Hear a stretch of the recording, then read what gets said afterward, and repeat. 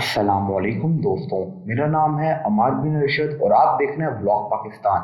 दोस्तों, मौत की सज़ा एक तकलीफ अमल है, लेकिन ये ऐसी हकीकत है जिसे कोई झुटला नहीं सकता।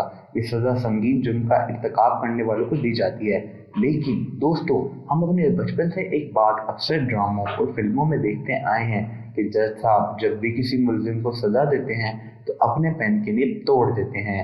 हम सबके दिल में ये अक्सर सवाल आया होगा कि ये आखिर ऐसा क्यों करते हैं। अगर आपके दिल में भी कभी ये सवाल आया है तो मुझे नीचे कमेंट बॉक्स में लाजमी बताएं।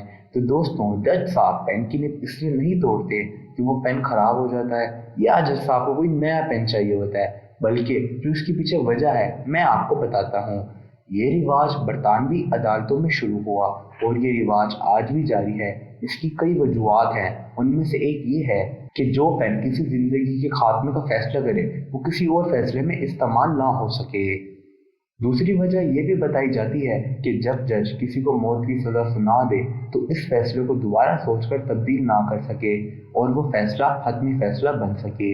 और एक और वजह यह भी है कि दरअसल मौत एक दर्दनाक सजा है, तो रंज और अफसोस जाहिर करने के लिए भी इस निब को तोड़ा जाता है।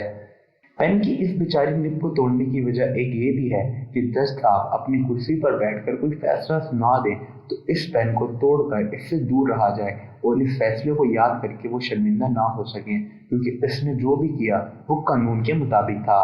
दोस्तों, तो ये वजूहत तो हो गई पेन की निब तोड़ने की। अगर आप जिंदा हैं और जानना चाहते हैं उन आदतों के बारे में जो सारे अमीर लोगों में पाई जाती हैं, तो ऊपर दिए हुए आई बटन क्लिक करके वीडियो देख लें। तो दोस्तों, हमारे इल्म के मुताबिक ये वजूहत थी जिनकी वजह से जज साहब फैसला सुनाने की वजह से पेन की निब तोड़ देते हैं। अगर आपको कोई और वजह के बारे में पता है तो मुझे नीचे कमेंट बॉक्स में लाजमी बताएं।